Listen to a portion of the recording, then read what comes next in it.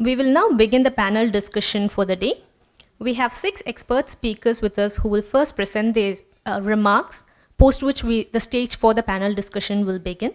May I now invite Dr. Amitendu Palit, Senior Research Fellow and Research Lead, Trade and Economics, Institute of South Asian Studies at NUS, to present his remarks, please.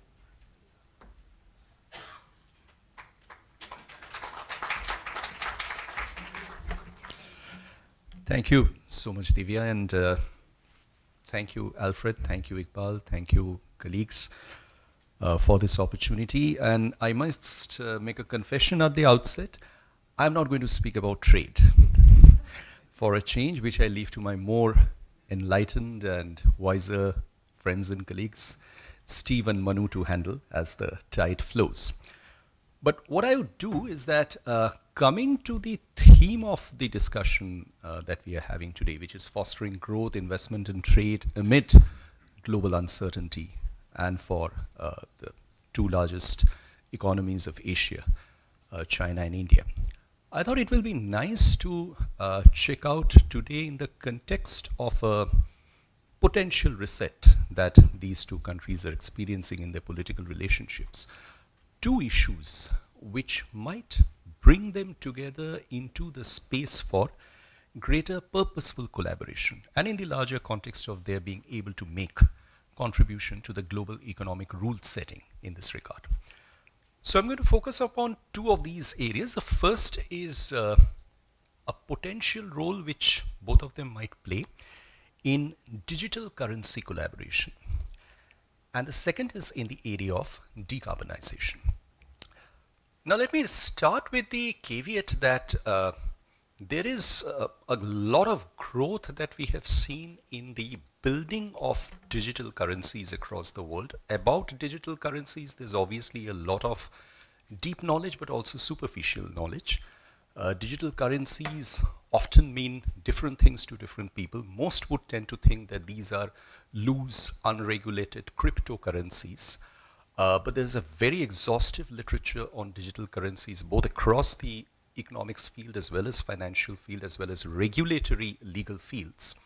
And what China and India are working on, and they have been working on this for quite a number of years now, to come to a stage where they have sovereign digital currencies which are backed by the central government and monetary authorities. So there is the e-yuan, which almost now is about $1 trillion in its circulation. There is the e-rupee, which is more than $100 million in its circulation. These are the two largest digital sovereign currencies across the world, which are in their pilot stages, and around 50 countries in the world have digital currencies which are in their pilot stages. These are digital currencies which are backed by their respective authorities. Some of them are within the BRICS as well. So apart from China and India, there's United Arab Emirates, there's Saudi Arabia, which are all experiencing with digital currencies. As far as both China and India are concerned, it's interesting that they have broadly, without, I'm sure, consulting each other, followed largely similar steps in building up their digital currencies. So they've moved into the wholesale level of management and use first, which essentially means that as far as the central monetary authorities are concerned, the kind of trades that they have with their respective banks and regulated agencies in the country through a wholesale basis is the area which has been first picked up for the use of digital currency. China used this on a pilot basis for retail use during the last Winter Olympics which it held. India has also been started to make more use of retail digital currency through the wallets that are being issued across various banks. Now the question over here is that does this position them to bring to a point where there can be greater interoperability between their sovereign digital currencies? I think that's a question which a lot of people are pondering over in the context of the fact that both countries are digitally quite mature. The level of digital populations in both countries is remarkably high. In India's case, very specifically, I'm not going into the Chinese example because that's much more well known, but India's case very specifically, through what we refer to as the India stack, the three-pillar combination of first, number one, the zero balance bank accounts, which were opened, started getting opened almost 10 years ago. Then the digital identity number, the unique digital identity number of the Aadhaar. And then finally the mobile phones, which have across the country brought into use the interoperability of digital payment platforms. So to that extent, the countries appear to be digitally ready, with a large number of their respective populations shifting to digital transactions. Now, looking forward and going bottom up, does this make them ready at any stage to bring into interoperability their respective digital currencies? And why this point assumes traction is because something similar has been proposed within a coalition of countries in which both China and India belong, and that is the BRICS. So the BRICS have been talking for the last couple of years about interoperability of their respective currencies. They have been talking about much more regional and coalition-specific trade to be settled in local currencies. And the point over here is that in some respect, digital currencies might be much more user-friendly in their interoperability as opposed to existing paper currencies, which bring greater complications in their usage. And so there is some interest in going into this, and there is an economic motivation as far as the users of the currencies are concerned, because the invoices that are now being made in the American dollar, as far as the traders of both countries are concerned, they're finding it exceptionally high. Obtaining dollars for trade invoice payments has increased over time, so procuring dollars is not easy. China and India both have been trying to settle for their respective trades with other partners in local currencies, which is gaining popularity, but unfortunately there is a problem. The problem is neither the yuan nor the Indian rupee are global reserve currencies, and none of them till now are actually amenable to capital account convertibility and capital account transactions. So as a result of that, what happens is when traders end up having yuan or rupee, they can't use it in anything else other than back-end transactions with their respective currencies again, between India or between China. Perhaps some of these overcome can be achieved through the digital currency trading, because that's easier to bring into a common system or platforms. There will be issues, like say for example, there will be issues firstly with respect to the data protection principles of both countries, because all digital currency payments and financial transactions will have to be aligned to the data laws of both countries. But the provocative point over here, and this is where the reset comes in, is that if China-India economic engagement increases, and economic engagement is not just in trade, there can be a very larger field of non-trade economic engagement, including financial transactions. Let's say, for example, the large number of Indian students that continue to travel to China for education. If for them it becomes easier to actually take care of their payments through digital currencies interoperably, that might actually open a completely different space for cooperation.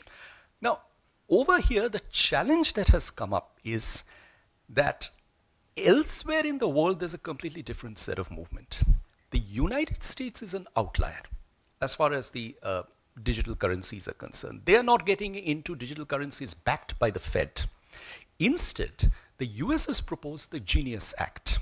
The Genius Act is basically the guiding and establishing innovation for stable currencies are concerned.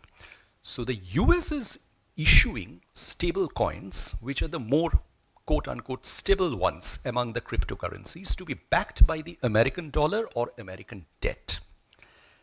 The advantage of these is that these are much more flexible to be used across the world as opposed to sovereign digital currencies. Now the question that arises over here is that even if China and India get to a point where their digital currencies might become operable mutually, will the traders in both their countries still find the dollar a more attractive currency to get engaged in as far as trading is concerned through the stable coins? Because clearly the stable coins give much more operational flexibility to come into the international payments market and settle trade. So I think that's one question which will have to be sorted out before China and India engage further in the question of digital currency. And the fact of the matter is that China has gone a little ahead in this regard. Hong Kong has issued stablecoin regulations. And there is a possibility that yuan-backed stablecoins are going to come into use as we get into the stablecoin political competition hotting up. India till now has not made any official moves as far as stablecoins or crypto management is concerned, and India's entire focus is limited to digital currencies. Let me now come to the decarbonization part. There are three specific elements over here. I'll just take 1 minute more on that. So on decarbonization, China and India have their respective goals, become net zero by 2060 and 2070. This requires mobilization of affordable finance within the country for use in various purposes. And number three, both of them are now up against the carbon protections that are coming up, unilateral protections that are coming up across the world, the most popular one being the CBAM, which has been created by the European Union. Now, what this essentially means is that when the Article 6.2 of the COP29, which talks about mobilization of innovative finances and so on and so forth, actually becomes the most important element for moving forward on climate finance, because the global ability to mobilize affordable climate finance is clearly falling short of expectations. And these two countries cannot afford to rely on that. They know that they have to back up on their own resources. They have to create facilities, mechanisms, make markets, which will bring in these funds. Both China and India again are working on carbon markets. China's much older than India's in that respect. India has, very typical of its development strategy, tried to move into a carbon market which does not constrain industrial growth while allowing for a reduction in emissions intensity. Now, this is an innovative approach. One doesn't really know how effective this will be. China's has been a much wider and greater scope, what we typically call the cap and trading system across a large number of sectors. But the point over here is that neither of the two countries are yet to be in a position where these markets allow them to discover the price of carbon. What exactly is the price of carbon? Because this is a question which their traders are coming up repeatedly when they're exporting to the European Union. Steel traders, aluminium traders, in addition to Section 232 tariffs, this is something which they're coming up repeatedly, and any deals that these two countries potentially sign with the United States might still have to bring them into the scope of some kind of a border carbon measure similar to the European Union, imposed in some other way. Now, if domestic discovery of prices carbon is not possible through the markets that they have made, then there's still a long way that both these countries have to go before they can make their exporters compliant with the global regulations that are coming up in their main export markets. Is there a possibility of their being able to work together in this regard? Well, this cannot be done clearly in isolation because the interests are similar, whether it be steel, whether it be aluminium, whether it be cement. Interests are similar, the experiences are different, the capacities are different, because both countries still continue to lack the right kind of mechanisms for measuring embodied carbon in their exports. There are still major institutional limitations as far as measuring the data requirements for reporting carbon pricing is concerned, which is coming up time and again in the interfaces that enterprises from both economies are having with the European Union. This is probably where, and this is coming back to something which was mentioned earlier in the morning, this is probably where both can benefit from a little bit of closer association with the experiences in Southeast Asia. Because there are certain market-driven experiences over here on carbon markets which are much more illuminating and enlightening, and probably that might give them further scope for collaboration. So I'll end here, and there it be. Thank you.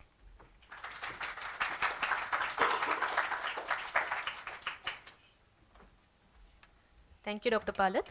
Next, may I invite Dr. Mileva, Dr. Elitza Mileva, lead economist for China, Mongolia, and Korea, the World Bank, to come up and present her remarks, please.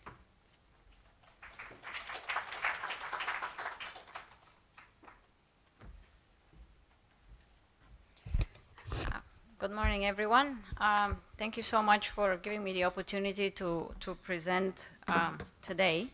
I was asked to talk about China's domestic economy, or to stress China's domestic economy. And before I start, one remark. So I work for the World Bank, and our main job is we are asked by policymakers in countries around the world to diagnose economic challenges, economic and other challenges in their countries, and to provide policy options to address those challenges. So our presentations always sound a bit downbeat because they focus on challenges, but let me preface what I'm going to say along the lines with what Alfred said earlier, and Dr. Miao as well, that I will be talking about economic challenges in China, but we need to put that in perspective. China does have state-of-the-art infrastructure. They have a very well-educated labor force. They produce the most STEM graduates every year globally. Their universities are among the best.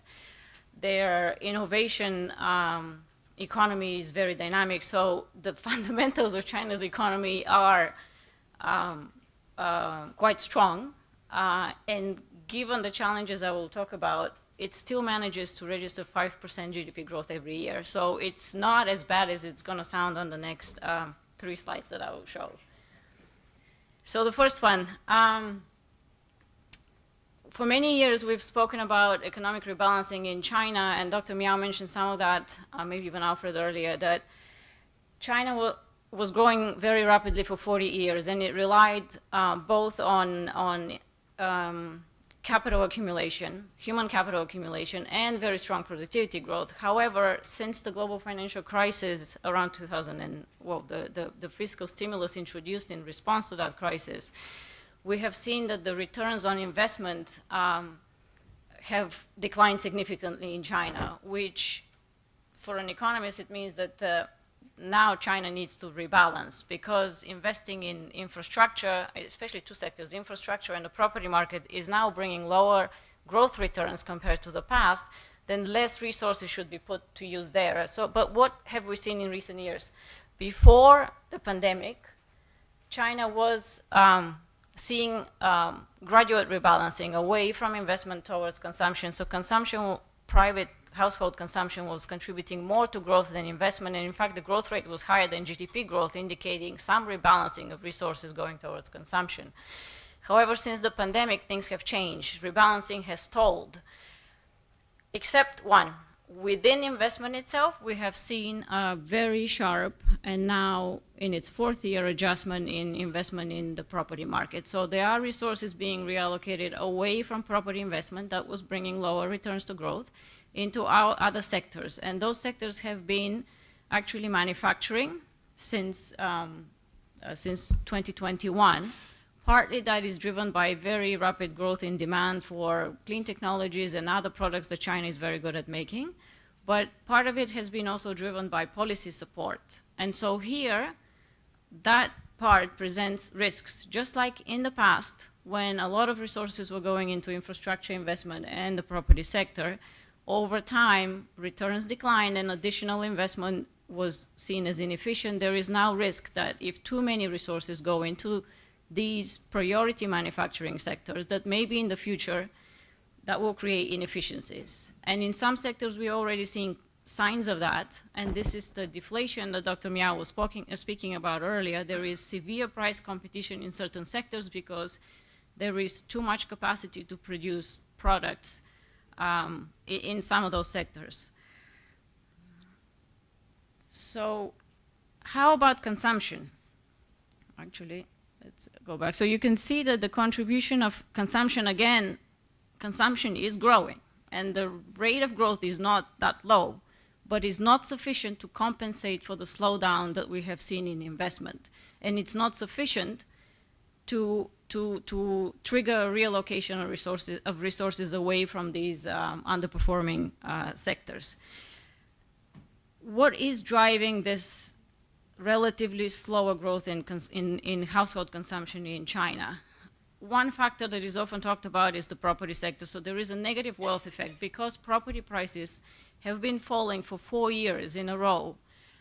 Households feel it's a perceived loss in wealth because of the falling prices. So that is there. I think what is less appreciated by economists today is the impact of the labor market. And so I'm going to talk about this a little bit. The unemployment, the headline urban unemployment rate in China has hovered around 5% for many quarters now.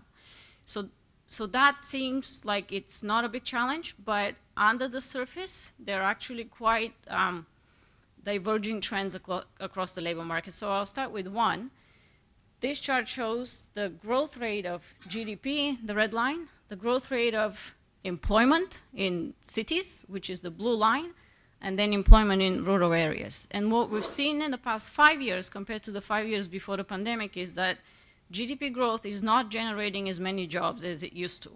So growth was closer to 7% on average before the pandemic. It created over 50 million new jobs for 5 years. Growth has now fallen a little bit to something like 5% on average for 5 years, but it has created only about 21 million net new jobs in 5 years. So that relationship between growth and jobs has weakened in urban areas.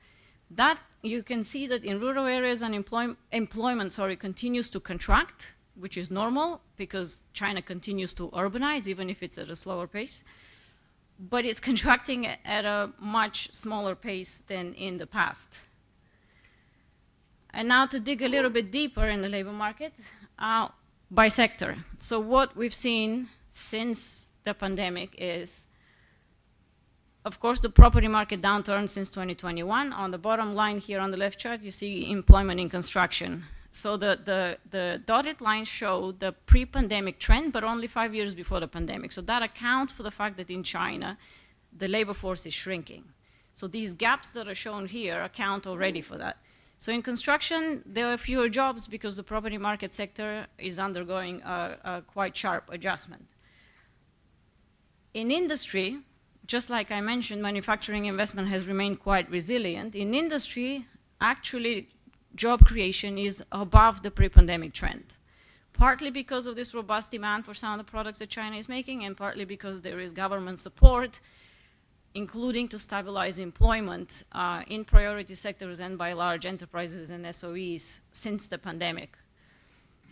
Now, services and agriculture. In services, that's where the largest employment gap is in China today. The job creation in services is running significantly below the pre-pandemic trend. What happened to those workers? Some of them moved to industry, to manufacturing, but not all. The rest, as it often happens in China, they went back to rural areas. Because a large share of the services labor force consists of migrant workers, when they face limited job opportunities in the cities, they go back to their rural areas. So the agriculture sector acts as a buffer. So it's not really a trend that China is regressing back to an earlier stage of development where agriculture is more important. It's actually, it's a buffer. Migrant workers go back to their hometowns because of their more limited job opportunities. And the final point I want to make is that these labor market developments have actually affected the most vulnerable classes of workers the most. So in parallel with the services employment trends, you can see that the informal employment in urban areas is below trend. So that's where the impact is. It's mostly informal workers, a portion of whom are, or probably the majority, migrant workers. While formal employment, these workers are doing relatively well, and then the rural employment that is growing because of migrants going back to their rural areas. And of course, what informal employment means is that these are workers without labor contracts, which also means that they have no social protection. They don't receive unemployment benefits. They don't receive occupational injury. I'm not even going to open the topic of maternity leave and so on. So these are the most vulnerable workers. And this is another important factor why households today in China, or at least half of them, those that are more in the informal sector or the migrant workers feel less secure about jobs and less secure about incomes compared to the pre-pandemic trend. And this is a major challenge for the government to address. So what does that mean for policies?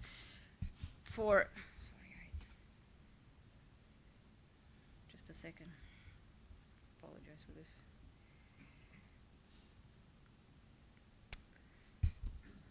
So the authorities are aware of these challenges, maybe less the details on the labor market, at least from what we hear in public. They're less concerned, I think, about unemployment because the headline, except youth unemployment, because the headline numbers are relatively stable. They are aware of the relatively insufficient domestic demand, especially household consumption. They have introduced measures since September last year to stimulate domestic demand.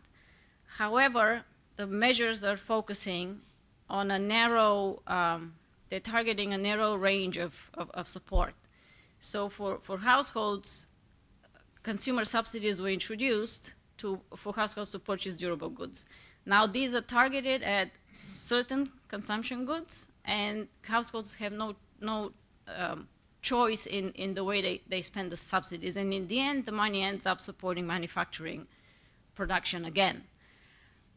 A better way of handling that would be to give more power to households to decide where to spend any public support that they receive from the household. And so another consideration perhaps is that the authorities seem to think that a lot of the challenges that China faces today, both the external challenges from the change in global trade policies, but also the domestic challenges in terms of why there is insufficient household demand, that these are short-term challenges. However, they're not.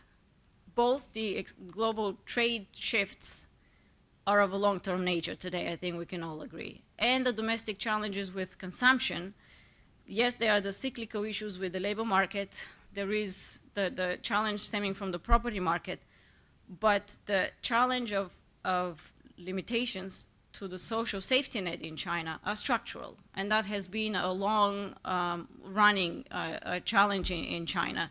And to address this, in order to encourage households or convince households to save less as precautionary savings, just like they do today because they may lose their job or their wage growth can be slower in the future, the government needs to reform its social safety net to reassure households and to convince them to lower their very high, Andrew showed the savings rate in China, the savings stock in China earlier.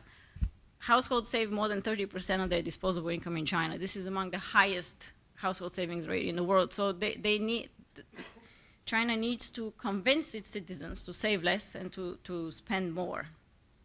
And the way to do that is, for example, I'll give you one example. I mean, it sounds like it is a very difficult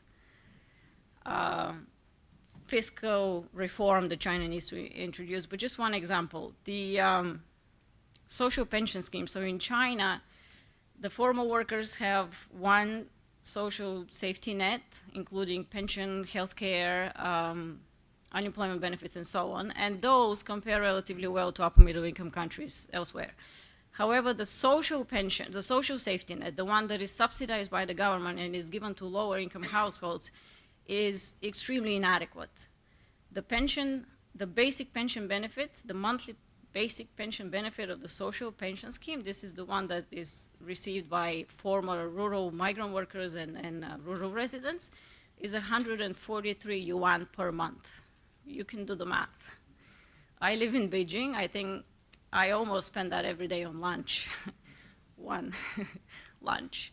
So it's extremely insufficient. And we calculated at the World Bank, we did a bit of math, and we calculated if that pension benefit is doubled for all of the beneficiaries, it will cost the Ministry of Finance 1 percentage point of GDP to double the benefit. Again, that level is extremely low, but at least it's double the size today. This is my time is up. This is equivalent to just the increase in infrastructure spending from last year to this year in the budget. So instead of increasing and giving more to infrastructure investment, that amount could be shifted to increasing the social safety net, the one that's provided by the government, just for pensions. And it's similar is the story with unemployment insurance and the medical benefits. I'll stop here. Thank you.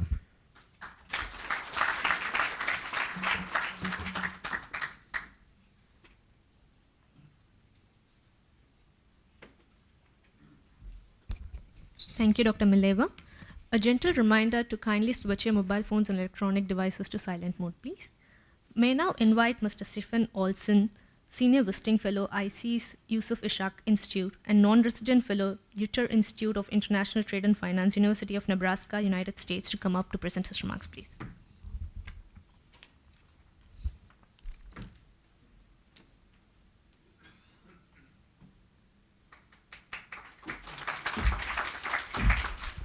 Well, thank you very much.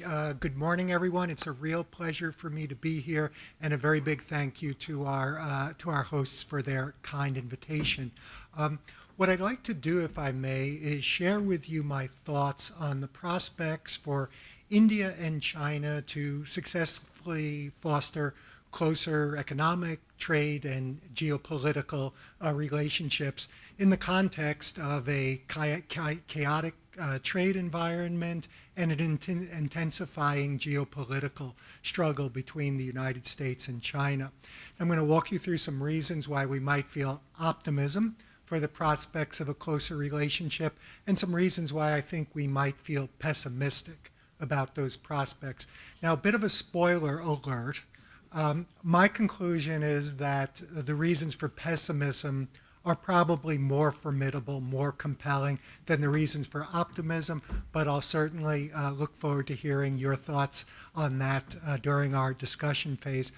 Finally, I will touch just very briefly, just mention a couple of forward-looking issues that I'd suggest we've all got to keep our eye on because of the impact it'll have on the evolution of this relationship.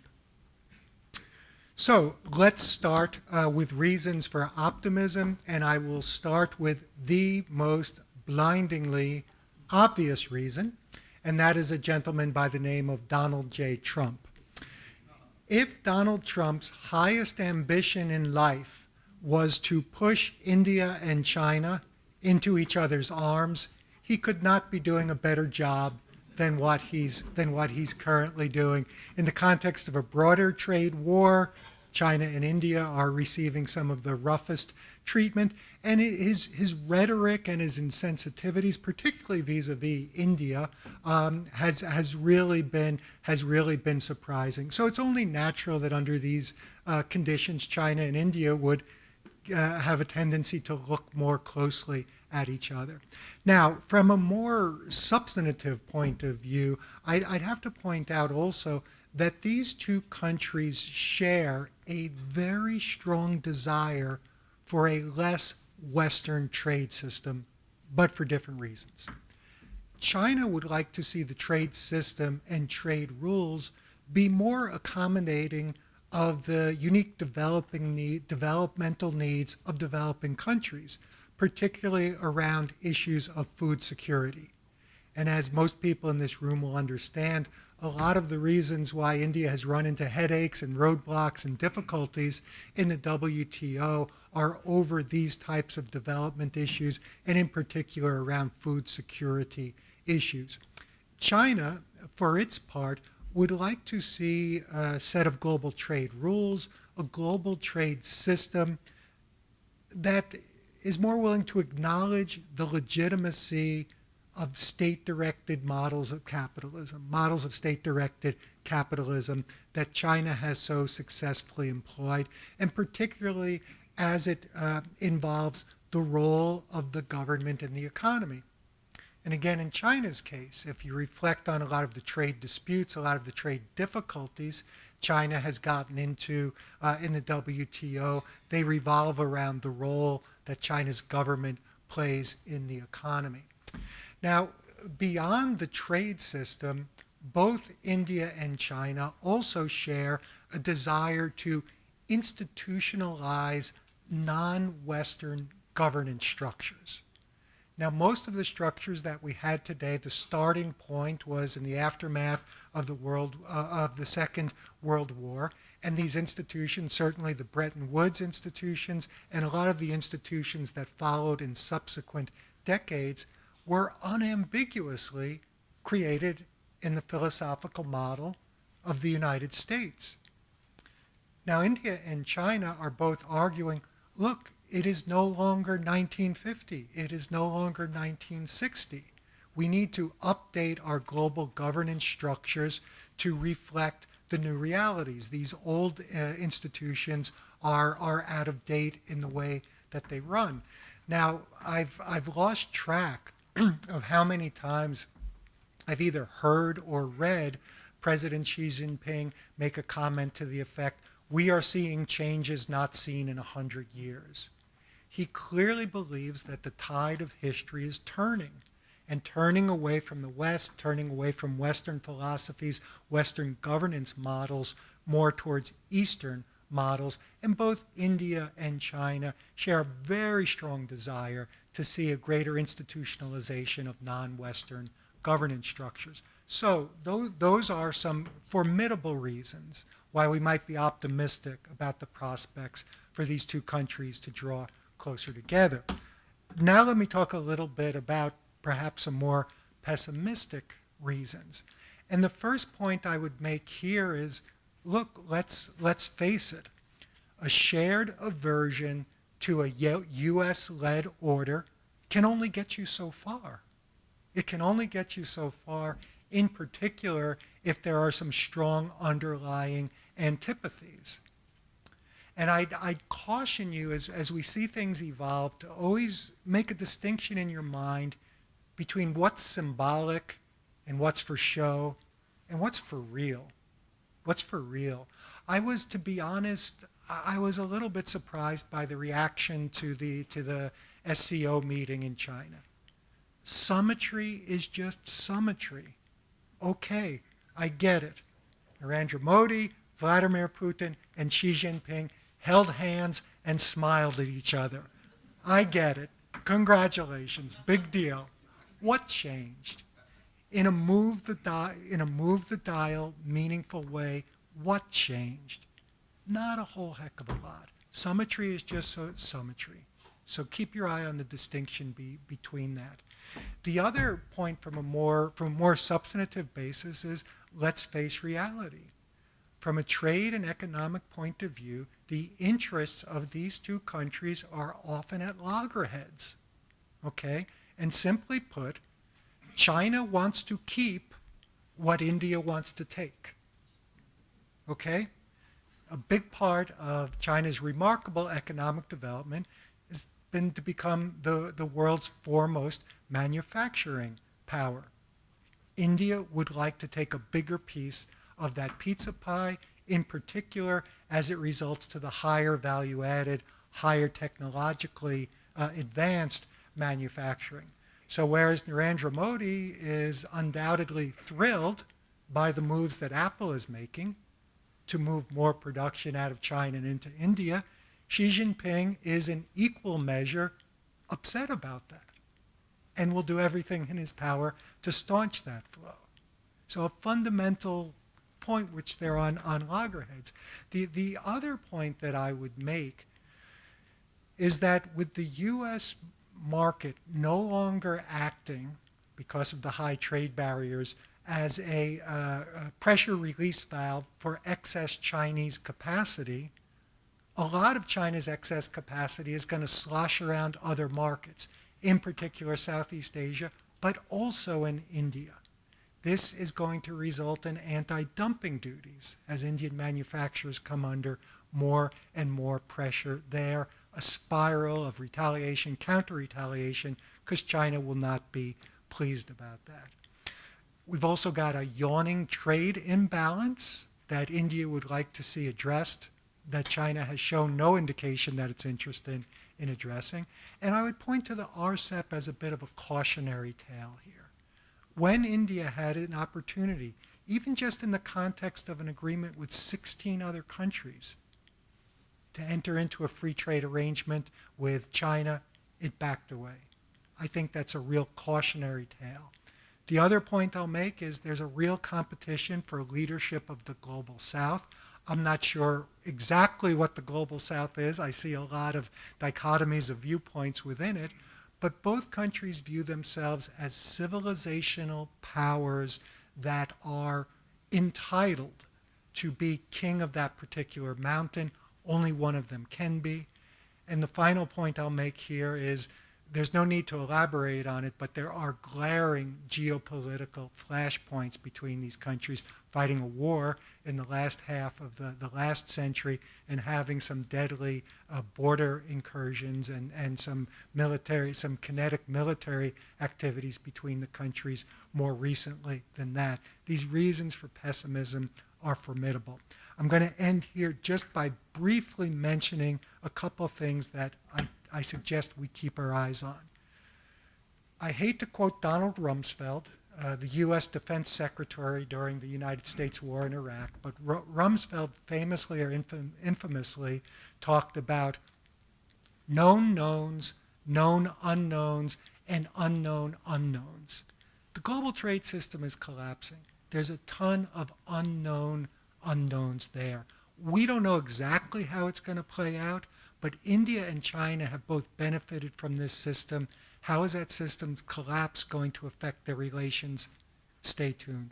The final point I'll make here, and I'll close, is do not underestimate the ability of Donald Trump to shock us. Okay? Right now, things look terrible with India. Things look terrible with China. Do not discount the possibility of him a few months down the line throwing both arms around Narendra Modi, proclaiming him his best friend, and announcing a big, beautiful trade deal with India, right? It is not impossible. Same is true with China. What if one country gets a deal, the other one doesn't? What impact does that have? What if both countries get a deal? What if neither country gets a deal? Important things to keep our eye on moving forward. I'll draw my comments to a close there and happy to follow up on anything during our discussions. Thank you very much.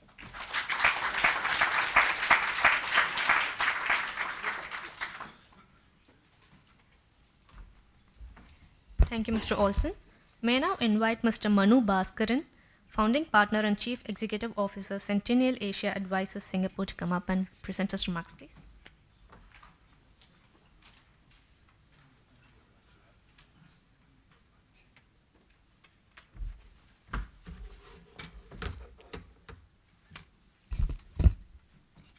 Thank you, and thank you to the organizers for inviting me to speak. I'll try and keep my comments short. I was asked to speak about the other part of the Asia, not China, not India, and I'd like to make 3 points, basically. One is I want to say that the region around us, in Singapore, Southeast Asia, will probably be hurt by the trade wars. I think that's a given, but I think it will also demonstrate a surprising amount of resilience. The years since the Asian financial crisis, which hit this region very badly, were not entirely wasted. And things were put in place that I think enable us to deal with these situations much better than before. Secondly, there is a structural positive beyond just resilience to trade shocks and so on. And that is the case for supply chain reconfiguration. In other words, I want to make a case that the production relocation out of China to this region will continue, maybe in different shapes and forms and speeds, but it will continue, and it will be, I think, a formidable positive for the region. Third, I want to say that among the range of policy responses the region has to adapt in the longer term to a much more hostile trade and global environment, there's a lot of talk and perhaps even hype about these very big multilateral initiatives, ASEAN, BRICS, and so on. I think I am quite skeptical of these big things, and I think the more likely direction that this region will take will be smaller scale coalitions that are willing, that move together, and then hopefully make the case for the success of trade integration and bring more people in. It'll be slow and steady rather than some of these very things that gain the news headlines, but really, as Steve Olson said, don't really move the needle. Right? So let me first talk about resilience. We are going to be in a period of greater volatility in financial markets and export drivers and so on. And the key test will be whether this region can absorb these shocks, which are going to be more frequent, and bounce back. And that's what resilience is all about. Resilience is not about a lack of vulnerability, right? Unless you're North Korea, you are plugged into the world economy and you are going to be subject to shocks. So really, it's a question of the balance between shock absorbers and shock amplifiers. I think the key change in this region in the last 20 years has been the improvement in policy credibility, particularly in the use of macroeconomic tools for cyclical management, such as fiscal policy and monetary policy. Central banks in the region have built a track record, now seen as credible in financial markets in terms of taming inflation and keeping things on an even keel. Generally, ministries of finance, treasuries, have built up a reputation for trying to keep the fiscal position at a reasonable level. And that has really contributed to financial markets having a great deal of confidence in our region's policymakers. And I think that is very, very important. It's important because if, in a shock, a central bank decides to cut interest rates, and it is credible, financial markets will accept that. But if the central bank has lost credibility because of poor monetary management, then that interest rate cut is probably going to lead to all kinds of financial volatilities in asset markets, capital outflows, and so on, that will negate the policy intervention. So policy credibility is important. I think it remains. There's some stirrings of potential change in the other direction in some countries, but generally I think the region has this in its favor. And we're seeing this in the way that central banks have cut interest rates during this period of great volatility without too much backlash from financial markets. The second source of resilience is diversification. Diversification in terms of export markets, in terms of export products, in terms of sources of growth. And what we're seeing is that there has been, over time, greater diversification in the growth engines of this region. So for instance, there's a lot of concern about goods trade, and that is valid. But the growth of services exports in this region has actually been quite impressive. And it's not just business process outsourcing in the Philippines, it's higher value services as well. What in Singapore, the Monetary Authority of Singapore calls modern services have been growing. And if you look at the various rankings and assessments of services competitiveness, what we're seeing is it's not just about the Philippines, not just about Singapore, but even countries like Vietnam and Malaysia are improving and strengthening their position. So diversification in terms of growth drivers beyond the goods trade, which is in danger.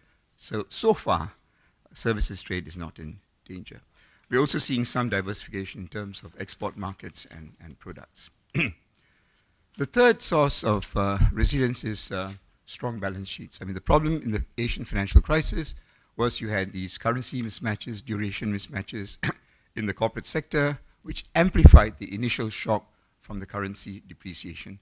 Those things are under much better control. Banking sectors are much better supervised. The capitalization of banking sectors in Southeast Asia, very strong. Indonesia's banking sector, for instance, is extremely well capitalized, well above the capitalization strength in developed countries.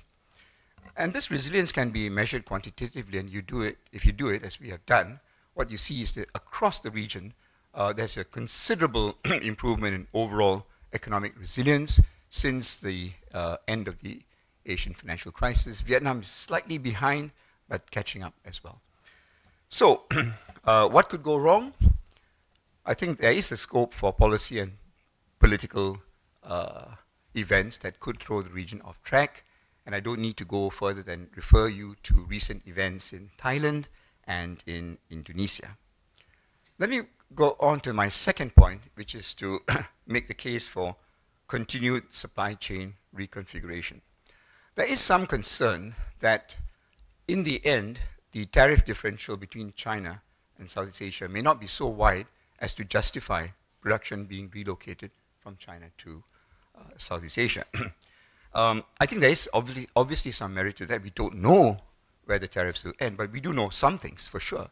We do know that there is a great political contestation between the US and China, and that will affect how the US views tariffs and so on. Southeast Asia, far from being contesting against the United States, is actually seen as a fairly neutral place, and that actually works to its advantage. At the end of the day, the region's attraction or attractiveness to global manufacturing is going to hinge on the capacity to deliver return on capital. That's the final thing, right? And when we look at data, for instance, in the Penn World Tables, what we find is that the return on capital in Southeast Asia is improving relative to China. And in some countries, has exceeded the potential return in China. So ultimately, it's not just production being relocated out of China because China has a problem.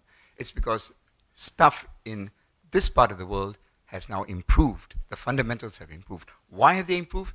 Well, because the last 10, 15 years have not been wasted, right? We have seen significant improvements in infrastructure. And that is not just a theoretical thing. If you look at the measures of logistics improvement, logistics costs, you have seen improvement in countries like Indonesia, Philippines, where infrastructure had been a constraint. You've seen reforms of labor laws, you've seen reforms and easing and deregulation of controls on foreign direct investment and the like.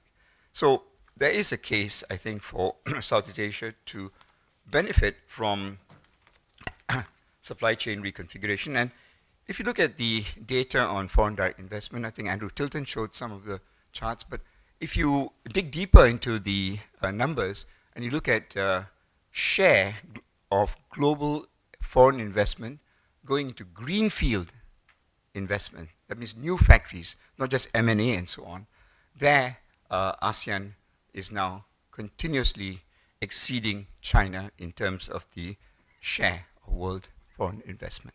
And I think that tells you that the private sector has made that decision. Right? I see that continuing.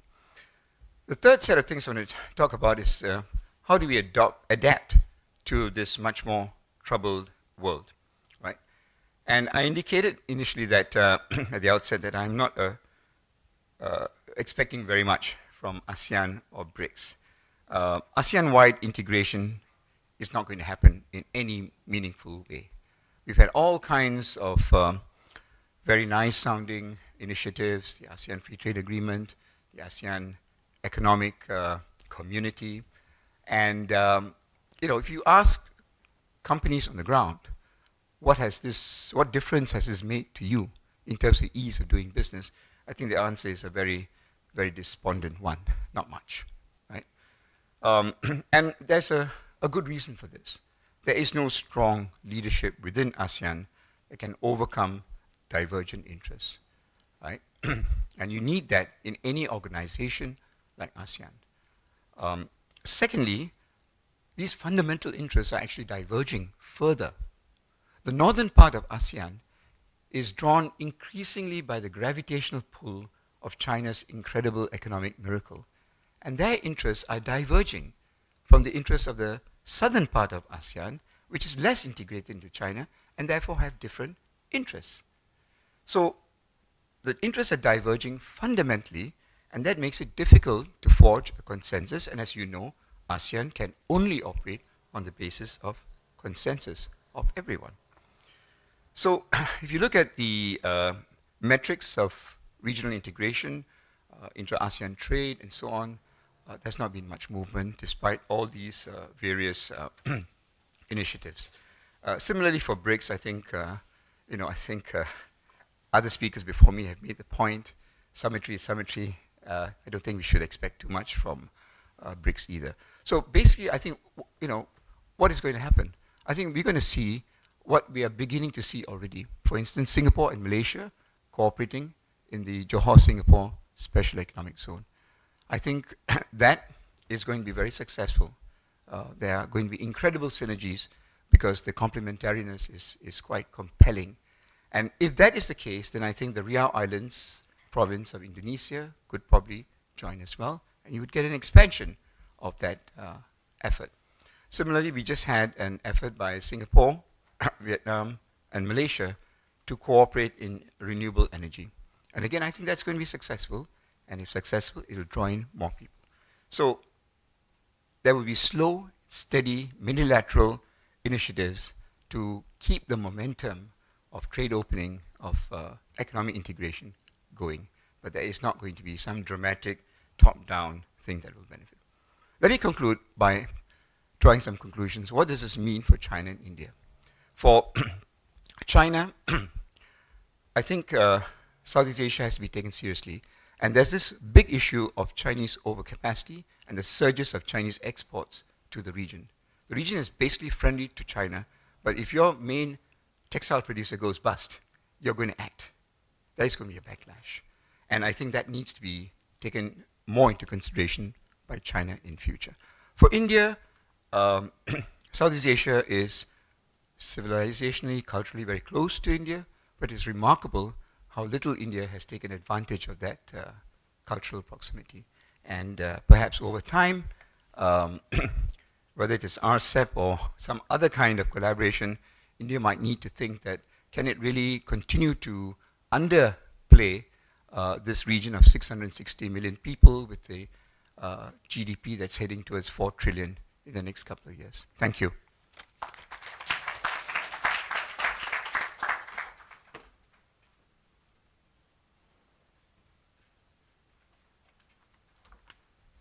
Thank you, Mr. Bhaskaran. May I now invite Mr. Ignatius Lim, Head, International Government Relations Asia Pacific, Shell PLC, and Adjunct Senior Fellow, Center for Governance and Sustainability, NUS Business School, to present his remarks, please.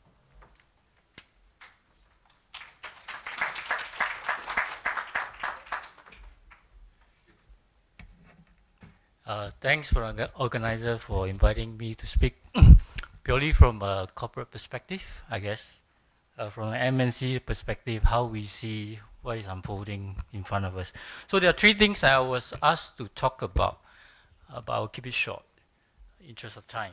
First is how Shell manage geopolitical risks, and how that geopolitical risk that we are seeing today is translating into energy space, which I will talk about a bit.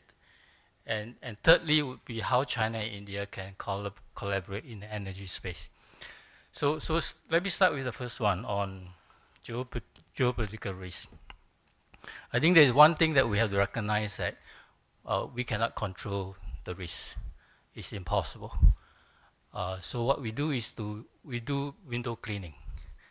Window cleaning means we do scenarios planning. Cleaning the window, make sure that we can see a bit clearer what is outside. Then we create our bookend in terms of looking at what would be the worst case, what would be the best case, but what else can we do with no regrets? Even if the worst case happen or best case happen, we do no regret action. So there are a couple of areas that we look into when it comes to geopolitical risk by looking internally. One is, we talk about resilience quite a lot, and Manu, we talk about that. So we look at financial resilience, supply chain resilience, organization resilience, technology resilience. How do we stack up our IT in the fabricated world, for example? And lastly would be the most difficult one, is reputational resilience. So we do a lot of scenario thinking around that by expanding the bookend, knowing that we cannot control the risks, but the risk can be opportunity as well. And how do we take those opportunity ahead with no regret action? So that is one part of it. I can talk about a bit more at the Q&A, interest of time. So then I bring it down to the next point is, how do we see, given what we are seeing today in the geopolitical space, how do we see energy as a sector? 5 years ago, energy, the common narrative in energy space is for energy transitions. People talk about Paris Agreement, 2050 commitment, China net zero 2060, India net zero 2070. That was the conversation. I think it has changed. It has changed due to COVID, and it has changed significantly post Ukraine war. Energy transition conversation turned into a energy security conversation, right? And now we are moving into a third part of it is energy sovereignty conversation, which is where we are today, right? India will continue to buy Russian crude. China has been buying, and they will buy more. And China is building out their space in the renewables, clean tech. And China has six years ahead of schedule in terms of renewable energy generations, 6 years ahead. They achieved it 2024. Their target was 2030. So that brings me to the third part of the conversation here is clean tech, right? So when we look at energy security, and now we look at what China is doing in terms of clean tech, in our scenario thinking, we have 4 scenario architect, and one of them I will talk about it is we call it a great war of change. And we talk a great war of change, we know that it's China, right? China clean tech development has a huge base. They can scale. We talked about scale earlier on. And that is actually already exporting into Asia. Southeast Asia is receiving a lot of clean tech export.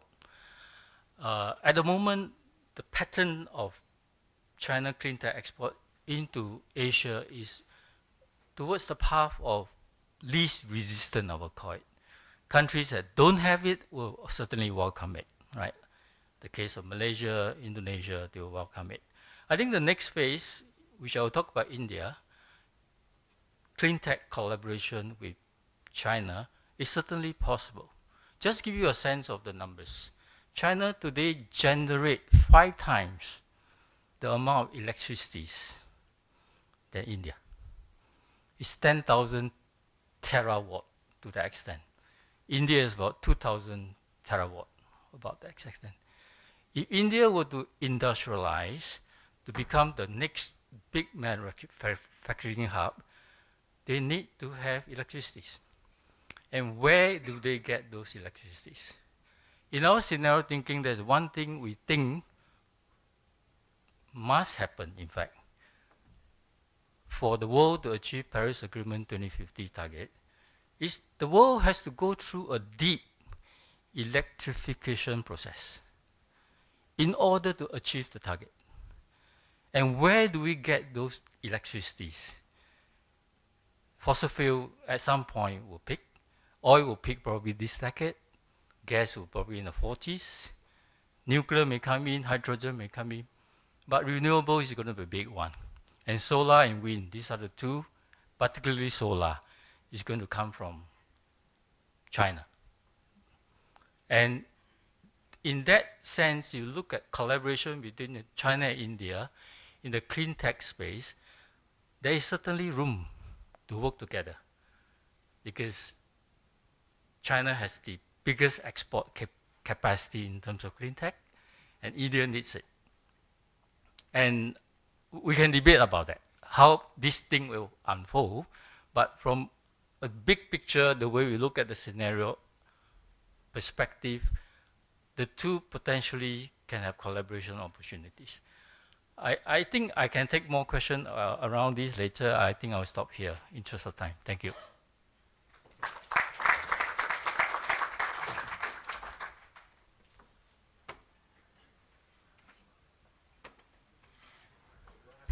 Thank you very much, Mr. Lim.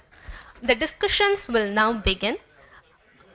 Leading the discussions as the chair will be Associate Professor Iqbal Singh Sevea, Director, Institute of South Asian Studies at NUS. As the stage is being set up, may I just invite the chair along with the speakers to come up and take their seats. Hello, it's my pleasure to moderate this discussion. I thank all our speakers for very engaging sessions. in which they engage with the broader terrain, but I was particularly impressed by how each one of them tried to balance optimism and pessimism throughout their talk. I'm sure we'll push them a little more on that. If there's anything we've established, it is that the world is in a state of flux. Geopolitically, geoeconomically, we are witnessing shifts. But I think one of the things that also came up, one of the other things that came up was that we have to remember that the shift we are observing and living through now is not just due to Trump. I mean, it's easy to get overwhelmed by tariffs, by Trump statements.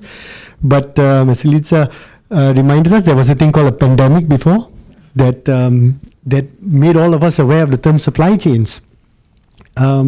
Both Manu, Stephen, and the other speakers as well brought up that there was an Asian financial crisis as well. That was a shock that the world had to react to. So what I would urge, maybe is as a historian in me trying to urge that we have to locate this in a broader sort of a context of shifts that are coming. The questions over multilateral institutions have been around for some time. Trump has no doubt accelerated this and pushed the discourse in a direction. But it's also important to know that Trump has also brought a level of uncertainty that we don't know what he's going to decide in a few days, weeks, months, or dare I say hours time as well. Now, all of our speakers have brought up various points. I think the three things that we should broadly note is that India and China are both responding to this flux. They are doing this in multiple ways, and I'd like to throw one question out in a second. The other thing to note is that they are also trying to renegotiate, build, perhaps reconstruct supply chains that have been affected for some time, and they're trying to reconfigure this in the current context. The third broad point that came up, and we'll be talking more about it, is about how India and China are both renegotiating their own relationship in this state of flux. And here again, I think it came up in Stephen's paper as well, the symmetry is symmetry. The visuals that came out of SU are very nice, very good, but they are at the end of the day visuals. But there's another aspect to think about this as well. India and China are renegotiating the relationship, not just because of Trump. There has been a great push on both sides to work something out in terms of the relationship. In fact, if you look at tensions that arose since the 2020 border clashes, we find that trade continued to increase between the two countries over the time. So that's another contextual point that I'd like to throw out. Now, I'm aware of the fact that we have food security issues, and lunch will be calling in a short while. So I don't want to take up any more time, except maybe throw one broad question for any of the speakers who would like to pick it up. And then I'll open it to the floor. One of the things that was actually mentioned in the panel, but it's also mentioned quite commonly, is that perhaps the tariffs can be seen as a blessing in disguise for India and China. That perhaps India and China will be put in situations where they had to carry out certain reforms that are easier to push, given that there is an external factor that can be used to explain, justify, but also accelerate such reforms. Would any of the speakers like to take up what sort of reforms they would like to see in India and China with regard to this? So, Stephen? I should have waited for you to finish asking your question before I volunteered to answer. I wanted to take on the aspect of it. Are the tariffs ultimately, in a strange sort of way, going to be beneficial for India and China? And look, to the extent it serves as a prod for them to undertake meaningful, needed reforms, absolutely yes. But the one word of caution I would interject here is, if a hurricane blows through your neighborhood, even if your house is standing, you're not going to just get on with life. And Trump has blown up a very stable, orderly system that's been the primary driver of economic development and prosperity globally for 8 decades. And nobody's going to escape from that unscathed. We had this principle of most favored nation, non-discrimination. When that reciprocal tariff regime went into place, it blew that up. When the European Union and 6 other countries agreed to quote-unquote deals with Donald Trump, which gave lower tariff rates for the United States than other countries, they participated in undermining those principles of MFN and non-discrimination. So yes, to the extent it can be a prod for useful reforms, that's great. But don't underestimate the negative fallout that will affect everyone adversely from this very stable trade system, non-discriminatory trade system essentially being blown up.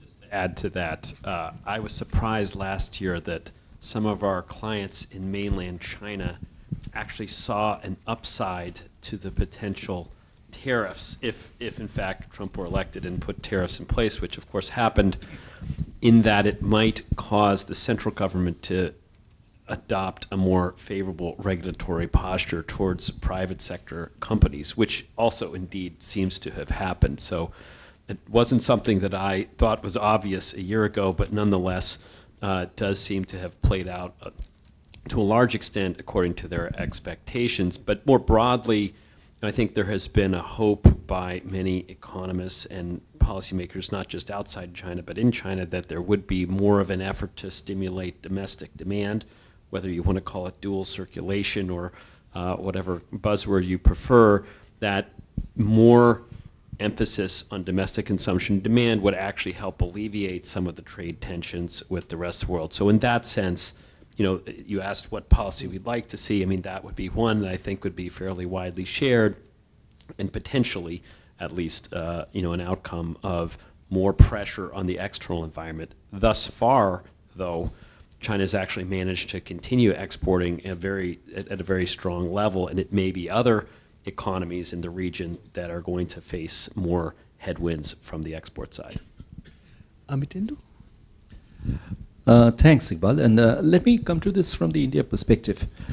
I'm not exactly sure when people talk about this inducing more reforms, what do they have on their minds? Let's separate the tariffs. India has 50% tariffs. 25% Russian oil. I don't think that is in any way connected to any reforms. The remaining 25% reciprocal, if I put on the devil's advocate hat, in 4 months' time, the US Supreme Court might throw out those tariffs. India is a stubborn country on reforms unless and until one understands the political appetite for those reforms. I think we have seen one short-term reform, which is in the correction of the GST. But I think India is also right now anticipating that tariffs are just the beginning of the crusade. More is going to come moving forward from here, and those are very typically going to be in the non-tariff market access barriers, which the United States has repeatedly pointed out. Those are going to be taken up again and again. The only area where probably India is going to seriously think of further reforms, if I can define it that way, is in the area of investments.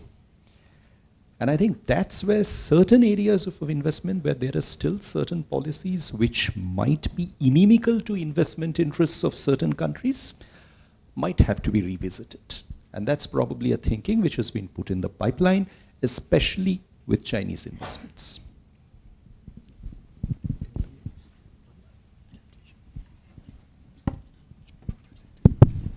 Just to quickly add to another tone of pessimism here, I don't think the tariff damage is causing a crisis sufficient to force political elites to make the groundbreaking reforms, right? As Amitendu said, you have to look at the politics of this. But we focus a lot on tariffs, but remember, this is a polycrisis. Beyond the trade war, there are pressures building up elsewhere in the system. For instance, look at what is happening in the bond market in the last few weeks. There is growing concern about public debt, and this is very serious, and I think a lot of people have underestimated that. So I think what's going to happen more likely is that there will soon be an abrupt slowdown in the US economy and then elsewhere. There will be financial ructions, and then you get the full impact of the trade war, and maybe then there's enough pain to force change.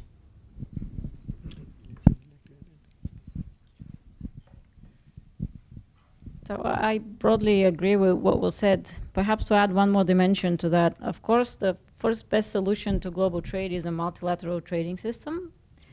That is, no longer available to most countries, but what we see is a push towards regional development, regional trade agreements. And this is in a way, a positive development. If we look at RCEP, for example, we recently did some work on trading services and how RCEP might affect that. So we know that for the countries that are participating in RCEP, restrictions on trading services are much higher than restrictions on trading in goods. And this is true for China and for the ASEAN members. And the analysis we did is to look at the last stage of the RCEP announcements, and China actually has promised to lower some of those restrictions on trading services compared to where current policies are. So there is an impetus to open, and if, like Manu said, if things deteriorate from now on, then that impetus is only going to get stronger, and so countries do have the option of working with each other in a more fragmented but still regional cooperation to support trade in both goods and services. Ignatius, what about the MNCs? How are they reading the scenario? Well, from a very practical point of view, just an example, when the Liberation Day was announced, all the numbers came out, we set up a global tariff team to look at all the tariffs that we are potentially subject to. Then we went through 2 weeks and we realized that it's useless, it's unproductive. There's no point tracing that. No reason for us to continue to spend time trying to understand what he going to say tomorrow or the next minute. So what then turned inwards or the other way around is to look at how can we make ourselves more agile in responding to whatever circumstances. So that become our sort of guiding principle over the last few months when we look at the tariff issue, because we don't know the answer. We have to be realistic. We don't have all the answer, and we just have to make sure that we can respond whenever there is something announced, and respond in a way that we think that we can take care of the risk, mitigate the risk, at the same time, get into the opportunity. And there are opportunity over the last 3-4 months. And we saw that, right? So from the MNC's perspective, this is what we do. Yeah, thank you. On that note, I'm going to open for questions. So I'll go by whichever hand I see first. And if we have a few questions, I'll take a few. But could I request that you just introduce yourself before you ask your question and keep your questions brief? Yeah. So I think there's a roving mic that would... All right, Steve, okay. Ignatius, what are the opportunities that you've seen in the last 3 or 4 months? So, for example, we look at, in terms of, let's take China, for example. The relationship from a shell perspective with China, and of course in this case with India, are quite different. Right? China is about 15 years ahead in terms of market reform, 14, 15 years around that, right? And India is from 92 and China is 1978. You look at from the perspective, the development path is sort of like, okay, that is, if that trajectory holds, and based on what we think about the energy transition that have to take place in order to achieve Paris Agreement 2050, we see that China clean tech is certainly one area that we have to work very hard on that, right? And not just in terms of solar, not just in terms of wind. There are test beds on hydrogens and ammonia, and these are areas that we have to start thinking about as an energy company, because the energy has been shifting, right, from fossil fuel to now renewables, and what next, right? What next? So I think we are thinking about that question. And take the case of India. We have the single largest investment in India, Spring Energy, $1.4 billion in renewables, and that is purely solar, because we think that deep electrification has to come in order for the world to transit successfully by 2050. And China is already on that path. It's very competitive. Certainly we are there, but India is just at the beginning. As I mentioned earlier, China generates 5 times more electricity than India. Look at the gap. It's huge. So how do we position ourselves as a company to capture those opportunities? Thank you. I see a hand here. Thank you for your excellent presentations. My question is trying to build on something Mr. Vinod Rai mentioned in his remarks, particularly the question of employment, but for younger graduates and professionals. I think in that regard, I think Elitza mentioned something about Chinese context as well. How serious is this issue in both markets, and how is it going to change the policies that governments are going to do, particularly with regard to non-trade tariff barriers, and how is this going to play out? Because I'm very concerned personally on graduate jobs in particular in India. Thank you.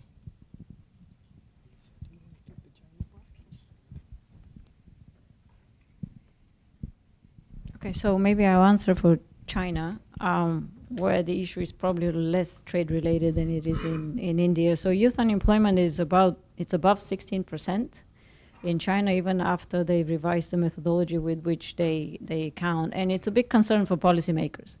But the major challenges in China are increasing skills mismatches between what colleges and TVET the education system is producing as graduates and what the private sector is looking for in terms of skills, because the structure of the economy with digital technologies and AI, with the rebalancing away from the property sector to other sectors of the economy is changing very rapidly. Then the demand for skills is also evolving very rapidly. And the school system, especially the tertiary education system, is not has not adapted yet to such a fast pace of change. And so what the authorities need to focus on these days in China is to work closer with the private sector in identifying these where the demand for skills is and where the mismatch is, more reliance on on-the-job training, apprenticeship programs, improving the TVET education as well in China. So these are sort of good challenges to have, I think, in that sense, in China.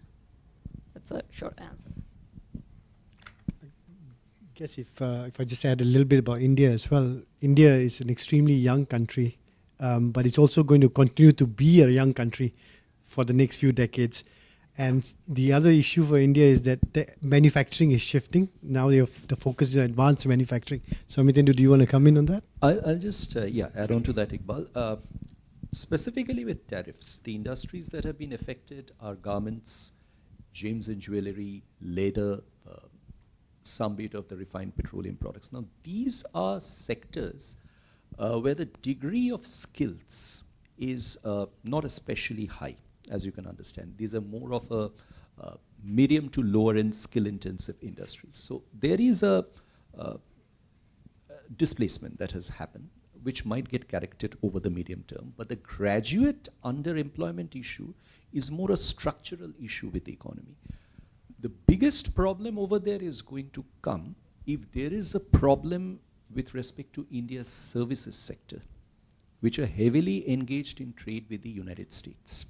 Insofar as India's services trade are concerned, there are some murmurs that are arising over there that perhaps India's character of trade with the US in IT, in professional consultancy, so on and so forth, might get impacted in the next stage of issues that arise. 15 million people getting added to the workforce every year in India, and obviously the capacities for absorbing them don't exist. So I think in that respect, the challenge is phenomenal, but what is good is to note the fact that this is something over which some corrective actions have come in. I think the challenge is to check the sectors which were earlier identified as sectors of more employment absorption, but are no more those kind of sectors. Instead, there are sectors where new opportunities are coming up, but there is relatively little understanding of those sectors because those are not happening in a very structured way. So I think the way many people are explaining this is that there's work, but there's not jobs. So I think that mismatch needs to be understood, and the skill push has to be imparted in that regard, which is happening, but clearly it's going to take time. And in fact, Singapore and India are partnering in ensuring skill development, not just skill development, but upskilling as well. I've seen a couple of hands. I saw a hand here first. Yes, please go ahead. Excuse me. Is this working? Yes. Thank you. My name is Paul Evans. I'm a visitor at the East Asia Institute from Canada. And I was struck by the metaphor of the summits don't move the needle. And that's true, but I think it misses the symbolism of what's happening in recent weeks. And that is who is not at those discussions. And the United States is... Is this better? It's better. Yes. Thank you. So it's about the metaphor of the needle. And the needle might not be moving, but the ground is moving. And that solutions to what the excuse me, the global order might look like. The answers aren't going to come from the United States.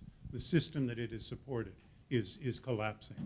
But what can we expect from India and China by way of leadership in putting things back together, not just reacting to these circumstances for their own immediate advantage, but putting in place the steps towards a new regional and global framework?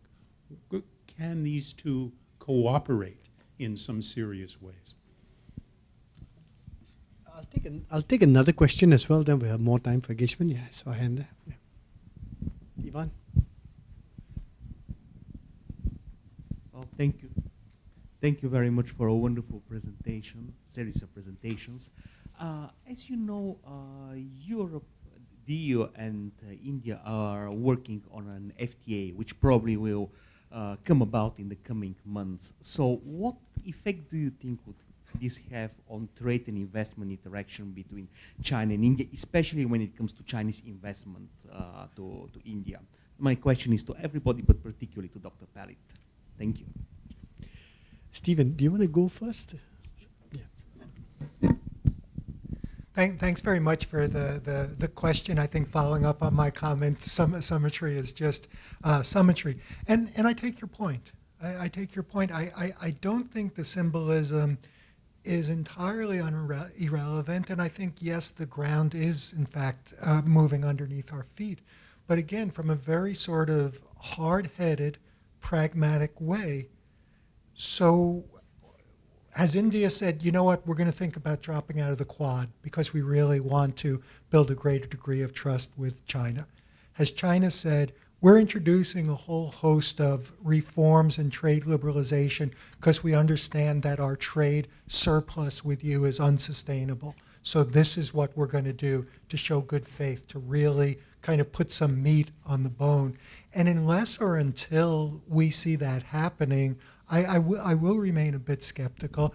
And I think, again, the antipathies between these countries and others cannot be underestimated. I think you're right. We should not look to the United States to drive what this new world is going to look like.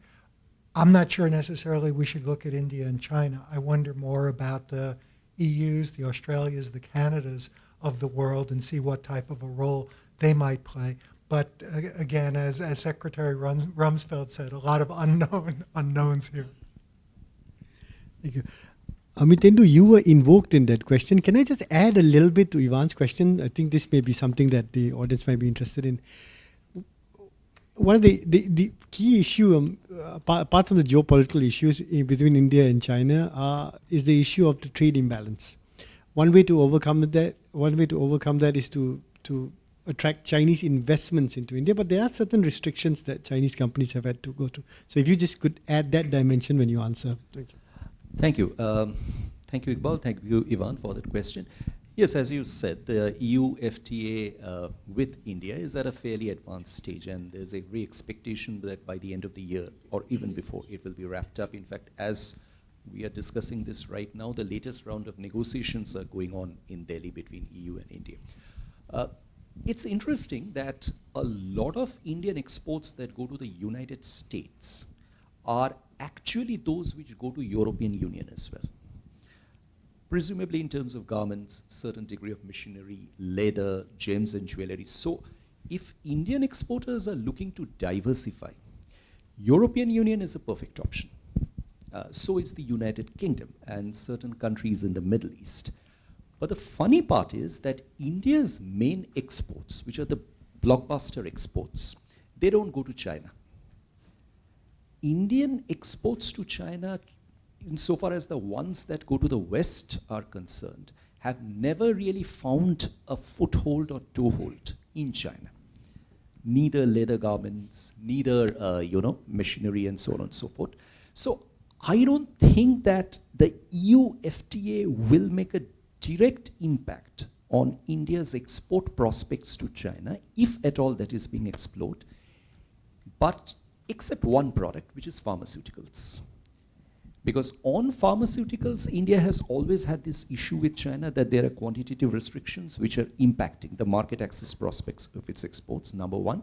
Number two, there is another development. That development is that a certain amount of refined petroleum exports from India might start finding its way to China, and that's largely because of these sanctions or punitive actions that might come on those Indian refineries which are using Russian oil. And those sanctions are likely to come from European Union, which in fact they have started coming. So there could be another way of certain managed trade trying to find its way from India into China. And Iqbal, on the question of investments, I think that's a very important question, the way we are looking at it. The Indian expectation is that Chinese investments would come into those areas where there is heavy Indian import dependency on China. I don't think it's going to happen that way, because in sectors like fertilizers or some such stuff, I don't think it's going to happen, except for two areas. One is solar panels, where there is a strong possibility of India encouraging Chinese investment. The interesting part is India never banned Chinese investments.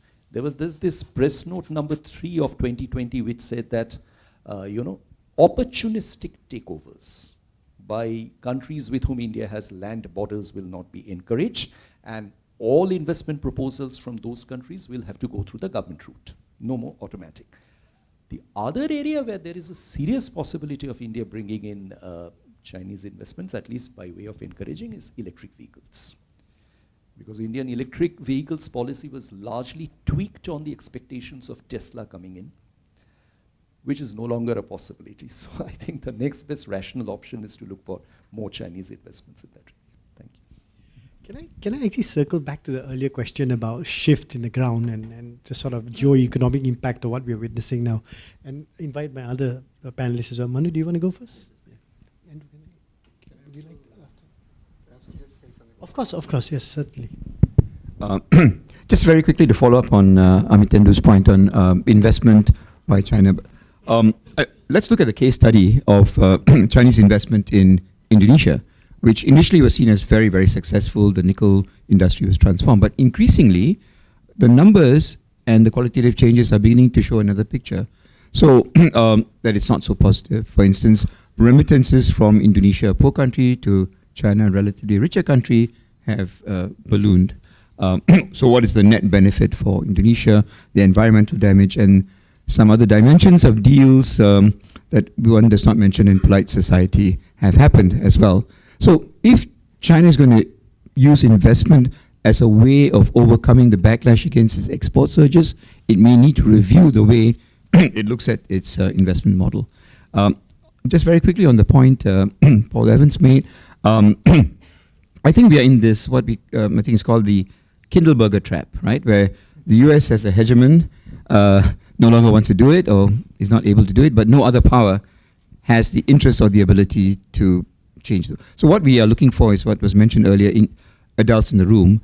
It would be wonderful if the EU and Japan, I think, could do something. Japan did something when the TPP fell apart. It reconstituted it, and that was very successful, but that took a very unusual Japanese leader, which we do not have today.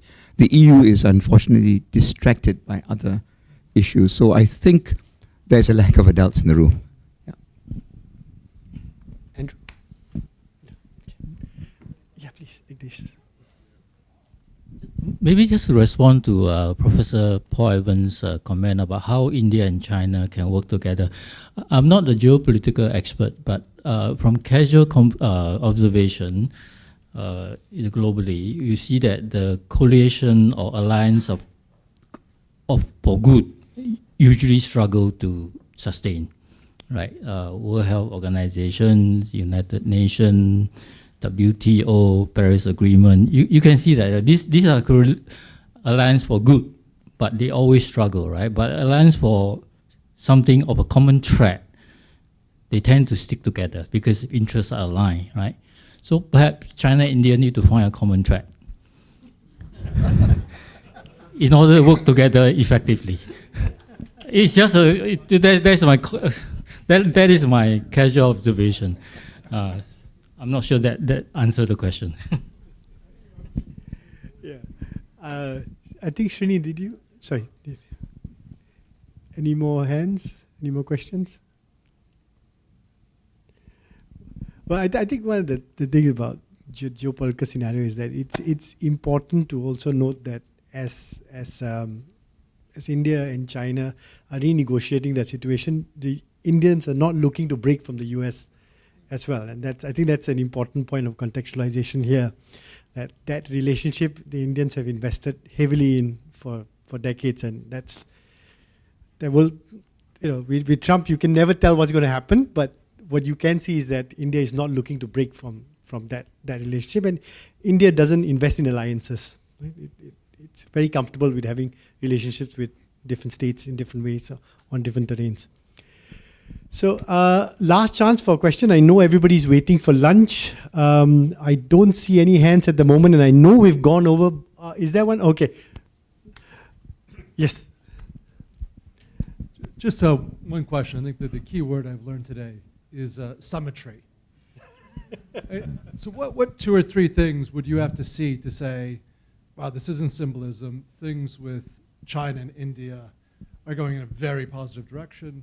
And conversely, what 2 or 3 things would you have to see to say, yeah, this was symbolism. Things are not getting better. They're getting worse. Mr. Symmetry? Thanks very much. Well, I think I'd start with what I've mentioned. Where are the key points of antagonism between these countries? How does China feel about India being a part of the Quad? I mean, it's immensely problematic from China's point of view. Could there be, it would be ridiculous to think India would just abruptly pull out of it, but could there have been some stronger signaling about future intentions or distancing? And again, India has repeatedly raised the issue of its trade imbalance with China, and China has not shown any willingness to accommodate the trade issues that India has. Where were those types of agreements? Again, a shared aversion to a US-led order will only take you so far. Where are the concrete steps forward? So those are some of the things that I'd be looking for. Some of the things that signal to me that symmetry is just symmetry, the amount of emphasis placed on a picture of leaders holding hands and smiling. Andrew, I turn to you for the last word. I would really emphasize the trade piece of that. Insofar as a significant part of the China economic model has been export-driven manufacturing success, and that is creating increased tensions, not just with the U.S., but with a lot of other countries. Some signs that there might be a shift, whether it's in the upcoming 5-year plan or in other venues or modalities, to both boosting domestic demand as a higher priority, but also taking steps, whether they be outbound investment or other measures to alleviate some of those trade imbalances. That seems like the staying out of the the military defense realm. That seems like the most straightforward thing to do. With that, could you please join me in thanking all of our panelists for their engaging sessions? Thank you all as well, and I have to call this a close for lunch. So thank you for joining us today.